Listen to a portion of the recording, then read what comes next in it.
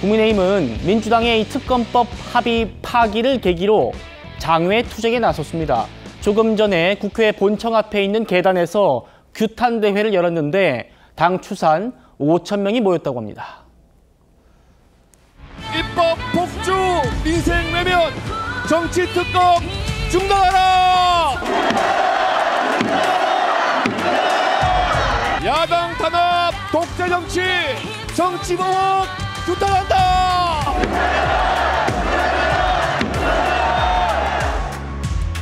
보복 정치와 공포 정치의 100일이었습니다. 100일 축하상에 올린 것은 특검법과 체포동의안이었습니다. 여러분, 이것은 국민의 힘이 아니라 국민에 대한 선전포고입니다. 특검이 야당을 죽이려 하고 있습니다. 경찰이 종교 지도자를 구속했습니다. 여러분, 이제 헌법을 찍어내려 내란 특별 재판부를 만들겠다고 설치고 있습니다. 내란 특별부라는 괴물이 대한민국과 국민의힘과 국민을 삼키기 전에 우리가 막아야 합니다. 여러분, 칼을 휘두르는 꼴입니다. 여러분, 오늘 장외 투쟁 시작했는데 첫날 꽤 많은 분들이 오셨군요. 박민영 대변인님. 예. 장외로 나간 겁니까, 이제 앞으로? 제가 직접 가보지는 못했습니다만 그 상당한 열기가 있었다라고 합니다. 육안으로 보기에도 정말 많은 사람들이 참여를 해주셨고요.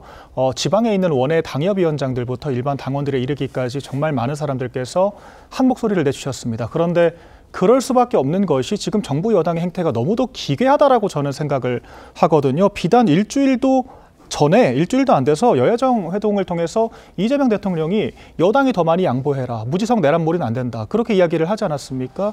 그런데 이런 개딸들이 반발했다라고 하는 이유만으로 완전히 지금 색깔을 바꿔서 이재명 대통령은 내란 특별재판부도 필요하다라고 하고 내란 수사기간 연장도 필요하다라고 하고 이렇게 완전히 말을 바꿨거든요. 이런 것들을 보면은 이런 거대 정부 여당이 벌이는 이런 사실 촌극 앞에 우리 그 군소 야당이 어떤 역할들을 할 수 있겠습니까? 그렇기 때문에 원내에서 협상을 한 것마저도 이렇게 14시간 만에 부정을 해버린 이런 여당의 행태에 대해서 강력하게 규탄할 수밖에 없었던 것이고요. 민주당이 이렇게 잘못된 치정을 계속한다라고 하면은 이 보수 진영 내 이 같은 성화는 계속해서 일어날 수밖에 없다라고 하는 것을 여당이 명심하기를 바랍니다. 예, 성친 부의장님. 예.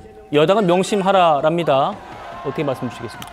근데 일단 지금 이렇게 장외 투쟁을 한다고 해서 국민들의 공감을 살 수 있을 것인가, 저는 국민의힘에 이거부터 물어보고 싶습니다. 지금 국민의힘이 사실 소수 야당이 지금 여당에 대한 제대로 된 좀 실효성 있는 견제를 하기 위해서는 국민들의 지지를 받으면서 이 투쟁을 해야 되는 것이거든요.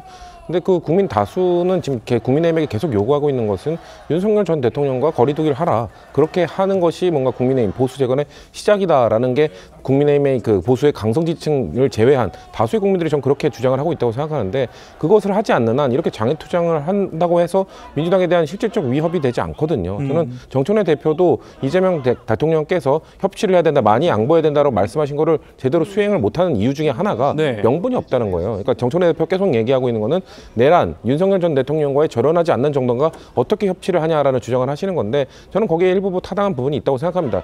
만약에 국민의힘이 윤석열 전 대통령이나 전한길 씨 같은 메시지와 단호히 거리두기를 하면서 민주당에 대해서 투쟁을 한다면 민주당이 들어주지 않을 수 없는 그런 상황이 올 겁니다. 왜냐하면 그들 뒤에는 국민들이 지지를 받을 것이기 때문이죠. 하지만 지금 이 상황에서 저렇게 장외에 5천 명이 모인다고 한들 민주당에 대한 실질적 위협이나 견제 역할은 하기 어려울 것이다라는 말씀을 전 드리겠습니다. 예. 조금만 반론을 드리자면 사실 뭐만 하면 윤 전 대통령과 전한길 씨를 지금 끌어들이고 있는데 그런 얘기가 안 나온 지가 꽤 됐거든요. 중도지향적으로 거리를 두고 있다라고 하는 보도가 이어지고 있는 상황이고, 민주당도 사실 먼저 협상을 했다라고 하는 거 아니겠습니까? 저희 국민의힘 별로 달갑지 않은 협상이었습니다. 지금 특검이 15일 늘어나나 30일 늘어나나 큰 차이가 없을 것이고 저희가 정부 조직법에 협의를 해준 거거든요. 예. 그런데 이런 협상을 헌신짝처럼 내다버린 것은 정부 여당이기 때문에 이런 것마저도 내란몰이를 통해서 뭉개려고 하는 것은 적절하지가 않다, 이렇게 말씀드립니다. 알겠습니다.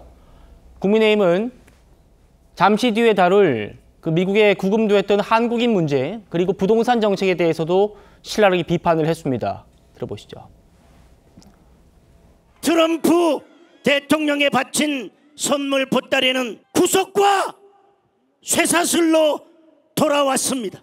국민들의 손발이 묶여도 말 한마디 못하면서 안에서는 정치 보복의 도끼를 휘둘러 대고 있습니다. 밖에 나가서 신나게 얻어터지고 집안에 돌아와서는 가족들에게 휘두르는 꼴입니다.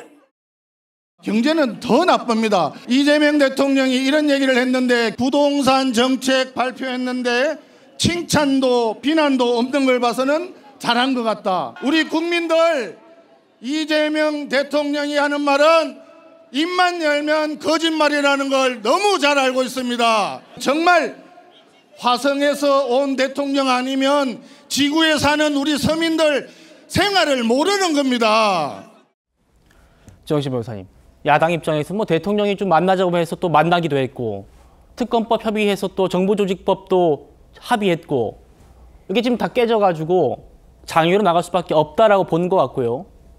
여당은 또 근본적인 책임 자체가 국민의힘에 있는 것 아닌가라는 얘기고 어떻게 보십니까? 글쎄요, 제가 봤을 때 야당 입장에서는요, 최소한 2번 뒤통수 맞은 거 아니겠습니까? 그러니까 대통령이 손까지 모으자 해가지고 세 사람이 손을 잡았어요.